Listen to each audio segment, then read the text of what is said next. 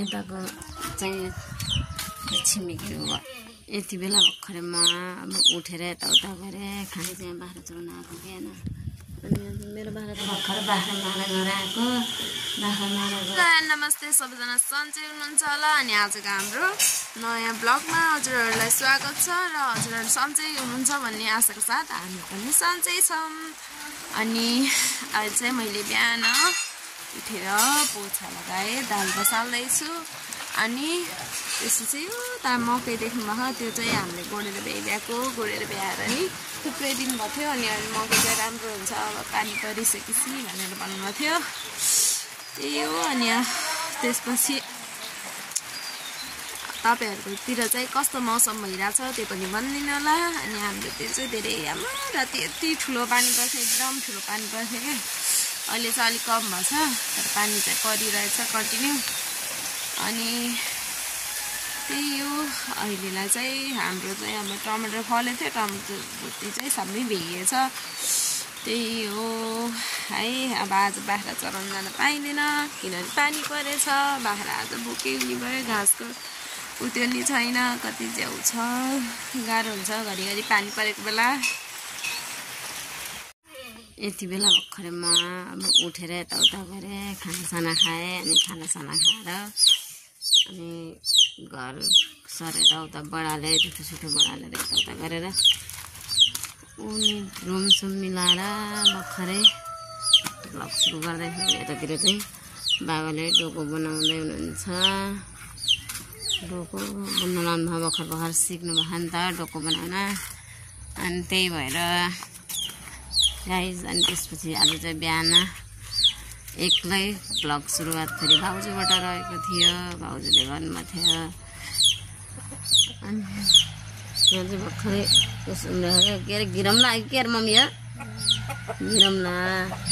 गिरम्ला उम्रेको यहाँ चाहिँ।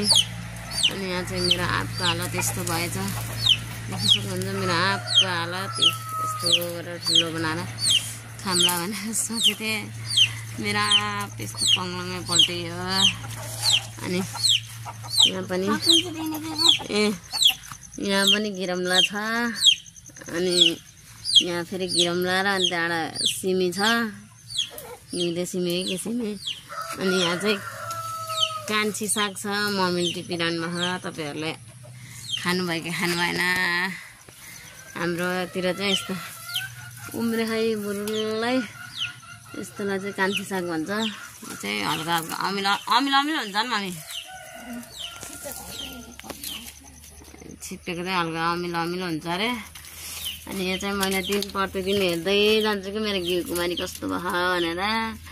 मेरो घिउ कुमारी चाहिँ बल्ल सरेर यस्तो भयो, कति पछि सारेको नि त। अनि यहाँ चाहिँ लिचीको बुट्टा उम्रेको चाहिँ काम छैन, लिची उम्रेर।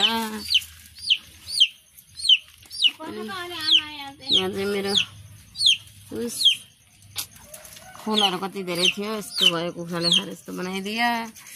त्यही हो, यहाँ चाहिँ झ्यालमा चाहिँ पानी झ्याल छैन, अनि त्यहाँ बोरा लगाउनु परेको अवस्थाले त्यस्तो भयो गाइज। अनि हाम्रो चाहिँ यो न्यू भान्साकोठा हुनुहुन्न, उताको घर चाहिँ बसी प्लास्टर गरेर यस्तै बनाउने हो। कहिले हुन्छ हेरौँ, त्यति बेला प्लास्टर गरेर चाहिँ हजुरहरूलाई देखाउँछु। अनि यो कुखुरा चाहिँ एउटा कुखुरा खुट्टा भाँच्छ क्या, अनि बिचरा यसको आमा चाहिँ ओथार बस्यो। अनि त्यही भएर ओथार भन्दा नि अन्डा पार्न क्या, अन्डा पार्न बस्यो यसको आमा चाहिँ। अनि त्यही भएर हो। अनि यताको चाहिँ छिमेकीको घरतिर चाहिँ जाउन्टेहरूले यस्तो राम्रो फुल बनाउनु भएको क्या, यस्तो राम्रो रातो फुल फुल्दा। अनि यहाँ पनि यस्तो राम्रो गमलामा फुल फुलाइरहनु भयो। अब हाम्रो त अब छैन, हाम्रो चाहिँ यता अगाडितिर चाहिँ यस्तो क्या, गिटी नै गिटी थुपारेको भएर घर बनाउनु लाग्दाखेरि बनाउनै फुल रोप्नै पाएन, पछि अब रोप्नु पर्ला भनेको। अनि यतातिर चाहिँ अरे आयो होला, यतातिर चाहिँ भाउजू सुतिरहनुमा लगातार उभिएको अनि त्यही हो अब हाम्रो घरको अब मेरो मोर कहाँ गर्दा स्विच अफ त्यही किनेर आएको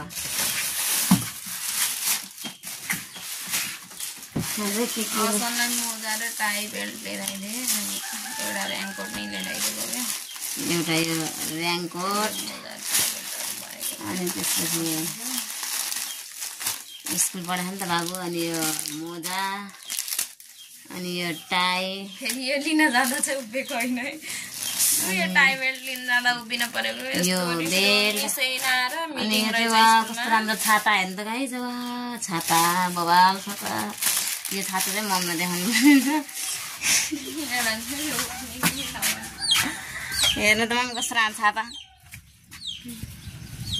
कस्तो लाग्यो बने जस्तै लाग्यो यतातिर बसेर भन्नु न बने जस्तै लाग्यो गौरीमा भथ्यो पानी आउँदा नि ओढ्न भयो घाम लाग्दा नि ओढ्न भयो हेर्नु यो छाताको यो उसै देखेर मलाई कस्तो मन पऱ्यो क्या यसको डिजाइन अब एकछिनमा म खोलेर हेरेर आउँछु बाख्रा चराइरहन् अनि म चाहिँ यहाँ छु गाइस यसरी बाख्राहरू चराउन पर्छ हाम्रो गाउँतिर चाहिँ यस्तो खाली हुन्छ अनि हिजो चाहिँ यस्तो नमजाले पानी परिरहेको थियो नि त अनि त्यही भएर अनि अलिअलि भए पनि हरियो हरियो बह अनि बिहान चाहिँ पानी परेर बाख्रा लिएर आएन भने अहिले चाहिँ घाम लागेन यस्तो सेतो नसेतो घाम लगाइरह अनि म चाहिँ यहाँ छाताले लिएर यताबाट घाम छेक्नको लागि यसरी घाम छेक्दा त कालो रहेछ अनि यसरी अनि यहाँ चाहिँ यस्तो मकैहरू छ क्या अनि यो मकैहरू अनि डाँडा दिएर हेर्नु कस्तो मजाले क्या यस्तो क्लियर देखिरहेको क्या त्यता डाँडातिर यस्तो राम्रो सफा भ्यूहरू देखिरह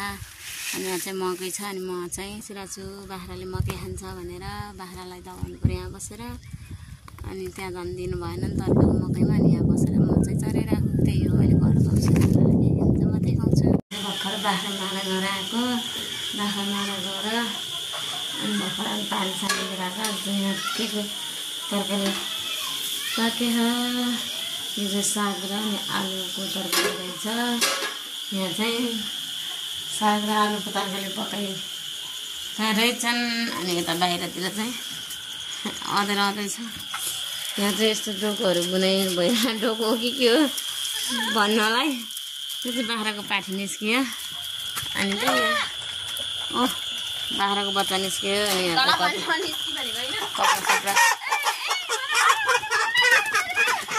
कपडा सपडा धोएर बाख्रा उस गरेर यहाँ अनि मेरो बाख्राको बच्चालाई चाहिँ त्यहाँ हाल्नको लागि अनि भर्खरै बाख्रा साख्रा चराएर आएर यता पानी सानी भरेर हातमुख धोएर बसेको म चाहिँ त्यही हो गाई अहिले खानासाना खान्छौँ एकछिनमा फेरि